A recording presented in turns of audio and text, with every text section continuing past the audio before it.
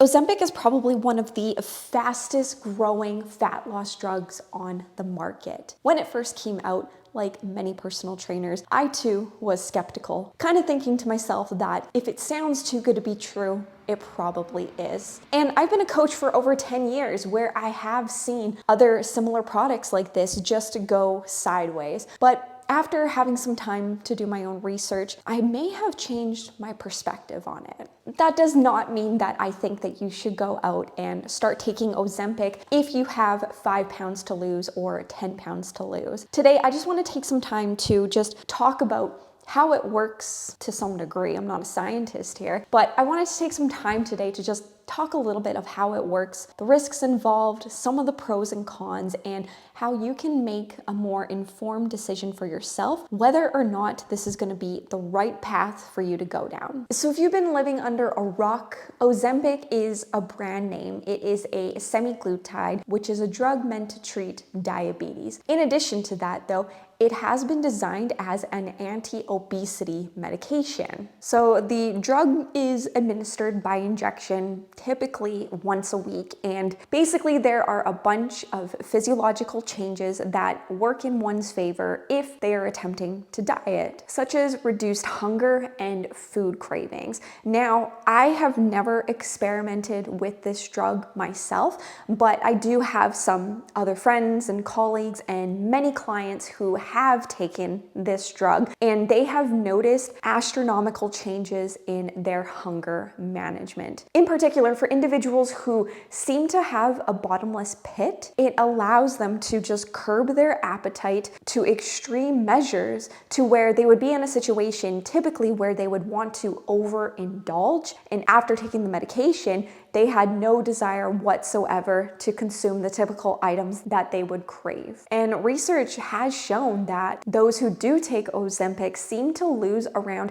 15 to 20% of their initial body mass, which is an insane weight loss amount for individuals, especially obese individuals. So again, with this type of fat loss results that we are typically seeing in individuals taking this medication, it begs the question, is this too good to be true? And as I previously mentioned, I did feel that way in the beginning, but there may be some benefits for a specific group of individuals. So I'm gonna turn you guys over to my trusty whiteboard here, okay? This big circle is our population, okay? That's the entire population in the world right now. This circle over here, this small circle over here, right? So this circle over here is a small group of individuals who have a good routine. Maybe they're not fit and they do have a little bit of weight to lose, but they have no problems eating healthy. They have no problems hitting the gym.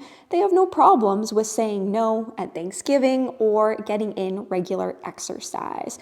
Then we have another group over here. This circle over here, this group of individuals are individuals who are obese, depressed, and have given up all hope in ever achieving their body composition. So before I put this away, I just want you to take a mental note. This group of individuals and how big this circle is in comparison to this group of individuals and how small this circle is. So let's just take some time to talk about the pros and cons if you are considering taking Ozempic. First and foremost though, before I continue, you need to speak to a healthcare professional. This is not me giving you advice in regards to whether or not you should take it. This is just me giving out what I believe to be the pros and cons involved, so that way you can kickstart your own research to coming up with an informed decision as to whether or not this is going to be a viable medication for you to proceed with. So starting off with the pros, besides the obvious fat loss results, there are other major benefits that we need to consider here. Obesity is one of the largest public health challenges that we are facing in society collectively. And if this drug helps individuals who have completely lost hope,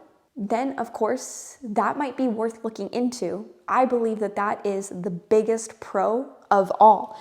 If we can get more individuals who are in this circle to enter into this circle, get more people feeling more motivated and eager to make their health a priority again. That in itself makes this medication a huge pro for individuals who are currently on this side of the spectrum. In addition to that, this medication seems to reduce cravings, it seems to suppress appetite, which of course is going to yield amazing fat loss results for individuals who need it, and therefore it could potentially save somebody's life. However, there are important cons that we really need to consider. Two big concerns come to mind for me. Number one is the muscle loss that likely will occur. With that lack of hunger, it is safe to assume that your protein intake is going to go down. For those who don't know, protein is the most satiating macronutrient, meaning you feel very full after consuming protein. So of course it makes sense that your protein intake is going to suffer.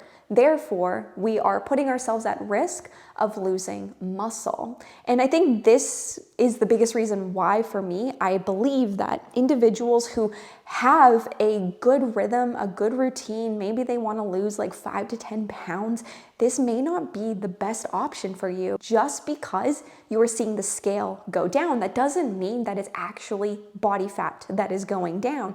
And there's a lot of research that shows that the quicker you actually lose weight, you're more likely to lose muscle in comparison to body fat. So we have to take that into consideration. The second biggest concern that comes to mind here is what happens afterwards? What happens after you get to your results and it is time for you to come off of the medication? I think it's safe to assume that your hunger is going to go up, your cravings are going to go up, and therefore a lot of individuals, they seem to gain a lot of their body fat back afterwards. And don't just think to yourself, well, I'll just take it forever and therefore I won't have to worry about the increased amount of hunger and cravings that are expected after you stop taking Ozempic. Unfortunately, this is something that you probably can't take forever, especially if the goal is to promote fat loss, right? So understanding that your hunger is going to come back, your cravings are going to come back, and of course, you want to make sure that you don't gain all of your body fat back. It is going to be imperative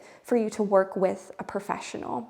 And this part here is for the coaches who are afraid of this medication taking over our jobs. I don't think that's the case. I don't see it as a con, and I think that it's very important for us to give our clients even more support right now if for whatever reason they decide that taking Ozempic is the right move for them, because they are going to need that help and support to combat the increased amount of cravings and hunger that will happen when it is time to come off of the drug.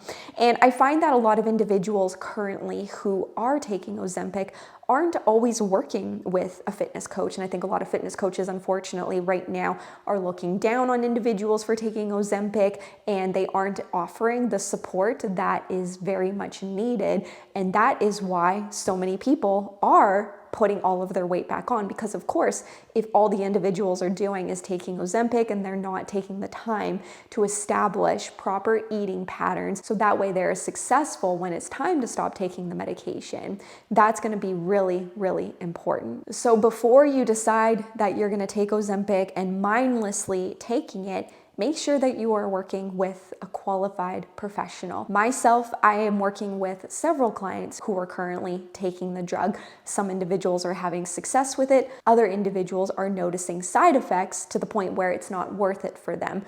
Regardless of that, though, they have the support that is needed for them to be successful if they decide to continue taking it, or if they decide, you know what, this isn't for me. And that leads into some of the other cons that I want to discuss. The next one here is the cost of it. It's actually pretty expensive. So again, that's a huge consideration for yourself. In addition to that, there seems to be some anecdotal research that shows that there is some digestive distress. And some studies show that individuals experience nausea, diarrhea, and vomiting. So this is very much person to person dependent. It doesn't seem to happen to everybody, but it does seem to happen to other individuals as well too. I'm not quite sure the ins and outs of it as to why some people experience these side effects and others don't. So we have to kind of take that into consideration, that it's still a very new drug. You know, the studies are there, but they're still short term. We don't know what the long-term effects are involved when we are taking this medication. So that's probably the most important thing that you want to consider when you're deciding for yourself, is the risk to reward here worth it for me? So I'll finish off here by just going over who I think this is for. Number one, you need to speak to your doctor. You need to have this conversation with them. You need to weigh out the pros and cons with them. So that way you can come up with a game plan and an informed decision for yourself, whether or not this is going to be suitable moving forward. But of course, I believe that it may be a viable option for individuals who truly need it.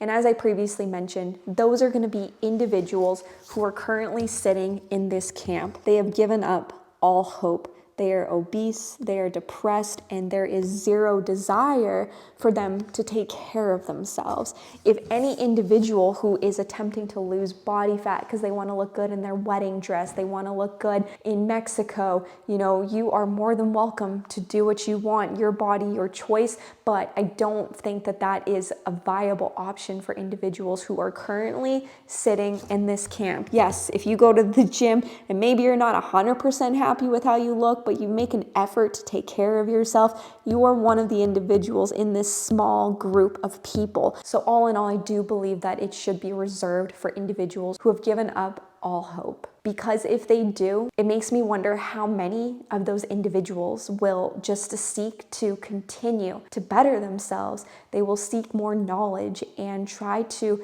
set new goals and allow their goals to evolve, and that their health and fitness related goals actually becomes a lifestyle for them. And then maybe that'll allow them to focus more on building muscle afterwards, maybe more calisthenics related goals, maybe more performance related goals, and just explore new ways to help themselves promote not only physical health, but mental health as well too.